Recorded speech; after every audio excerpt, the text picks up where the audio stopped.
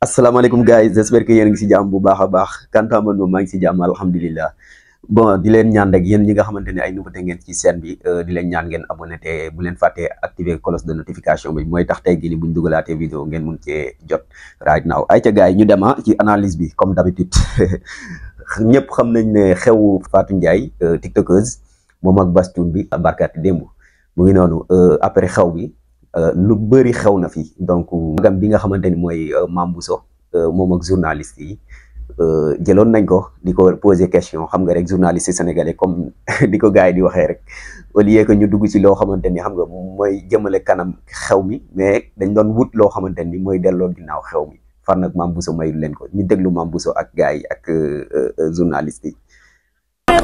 ñu ñëw fi tey si sa bésu rakk tey jii ñuy wax si Fatou Ndiaye lan nga ko mën.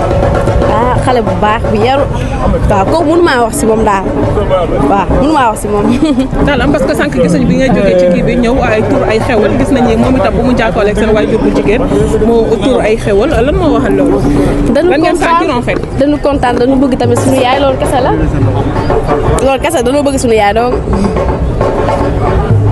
xam nga lu ma gën a neex fii nii journaliste bi da koo posé question mu koy déglu mu ne ko dañoo gis xam nga ngeen tuur seen rongoñ bi ngeen gisee seen yaay lan moo waral loolu moom tam mu ne ko dañoo kontaan léegi nag journaliste bi taxaw di ko xaar pour mu gën a développé mais Mame Bousso borom xel la quoi borom xel la parce que fu ko doon gars yi doon xaaree moom dugg fa. Mame Bousso. waaw d'après les polémiques sur les réseaux sociaux ñii di naan lii shooting la lii du shooting. dina am wala du am ñu gis tey Bass ñëw dëggal boppam ñaan si ki nga xamante ne mooy sa rakk lan la Bastoun def li nga xamante ne ci seen famille. kooku moom tamit aussi mënu ma wax si moom parce que baax rek laa mën a wax si moom parce que moom la ma wan waaw ndax ku baax mooy xam ci nit lu baax waaw ku bon mënta xam ci nit lu baax ba koy waxal lu baax. effectivement elle a parfaitement raison ku baax rek mën a xam moromu baaxam effectivement loolu am ay ca gars yi ñu continuer. tey d'après les polémiques lan ngay tontu ñi nga xamante ne ñoom ñoo nekk ci réseaux sociaux bi di yàq ki nga xamante ne sa rakk mu nekk xale bu ndaw mu war a dugg ci néegu sëy ñu koy yàq lu nekk rawatina démb gis na polémique bi nu mu bari ci réseaux sociaux bi ñooñu lan nga leen war a wax tey. qu'est-ce que signifie polémique xaw ma jànguma. parce que bàyyi def loolu nag. xaw ma billaay dimbali ma. ñii di wax négatif. fii laa ree ba mënu ma téye sama bopp non Mame Bousso nanditeuse la nee na ko jànguma nañ allons-y gars yi. ñii di naan non kii da koy foowee. kii booy wax olof ay négatif yooyu yëpp xaw ma ko. sa bàyyi ma waay. moo dama xamul di dimbali ma dama jàngul. waaye ñii di wax ni Bass dafa ñëw foowee ko bëgg ko dafa ñëw pour foowee ko wala dafa ñëw dafa am lu mu wuti buzz la bëgg ci digganteem ak Fatou Ndiaye ndax Fatou xale la te moom moo ko ëpp tey jii ni on peut dire international la. gisoon dama sañse ni lan mooy foofu de depuis xale laa ko bàyyi woon barki alxuraan. li ma war a rey Mame Bousso kenn du ko rey mu dee barki yàlla man dafa ko bëgg quoi allons-y gars yi ñu ko disee. li ma waral jooy parce que ñu gis sa yaay booy. ak yow aussi gis nañ ne ba nga yegg see tak da nga ñëw di jooy lala loo yëg wala lu xew. dama kontaan. waaw bilaay dama kontaan tamit aussi dañu bëgg suñu yaay. loolu kese la. waaw ndax ku bëgg sa yaay boo ko gisee yéen ñi ma wër nii laay la ku ci bëgg sa yaay boo ko gisee di nga jooy xanaa. loolu moo tax ma jooy rek tur ay xis. sama maam lu muy dundee li ni mel wax ji bari na lool. ban wax la. encore Mame Bousso kontaan naa si yow nii la rek. les détails et tout maam xamante nañu du ñàkk ne dégg nga ko wala gis nga. mu ne sama TikTok bii su ma duggee Mame Bousso laay tàppe wala Jibril wala kii lu comédie rek ma seetaan waaw. ana MBK. MBK. ku MBK.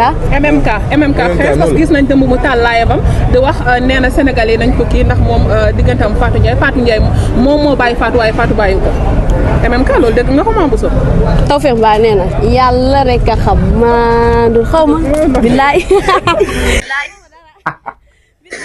nee na ñu maandu adduna bii boo ci nekkee maandu man sax est-ce que du ma maandu ci vidéo yi may def am maandu. xaw ma dara billaay man ngeen nitu kese laa xaw ma dara lii dem lii ñëw xaw ma si dara billaay. tey lan ngay dénk Bastoun. Bastoun. lan nga koy dénk. Bastoun je vous dis quelque chose. sama xol nga yor. sama rakk nga yor. sama confidente nga yor. sama moitié nga yor. Bass xam naa ne bëgg nga ko te di nga ko téye. waaye gën ma ko jàppal. waaw. loolu am koy dégg. na la jàmm solo. waaw loolu kese la.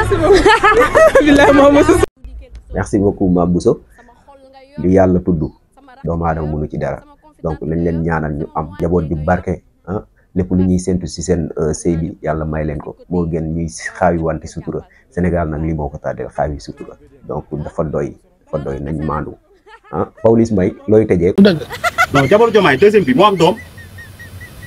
yaa sa papa am na doom. Pawlish man la daal dama nang nekkal pocket ana sa papa am na doom. Mbacke moomu jur. ana sa yaay am na doom. non Pawlish ma wax loolu. non dama lay wax yow ay kilifa jabaru am doom nga koy wax ci internet moo tax la ana sa papa am na doom ana sa yaay am na doom yow. dem leen li jëndi seen doomu yaay wala seen doomu papa yi ngeen bàyyi doomu jàmbur yi. loolu débat bi du loolu yaa sa papa am na doom. sa papa moomu jur mais Pawlish moo wax loolu. ana sa yaay am na doom. Pawlish respect quoi. non mais léegi yow ci man nga posé question bi dama ma respect. ay question waay yow. non Pawlish moo waxaat loolu respect. waay ma question waay léegi man am naa droit tontu ko dafa ko bëgg a tontu moom. moom du ma wax moom li may tontu moom kilifa la kenn du siwal ay doomam wala kii yow waa dèjà yow sabab am na doon say am na doom kay loolu nga bàyyi doomu jàmbur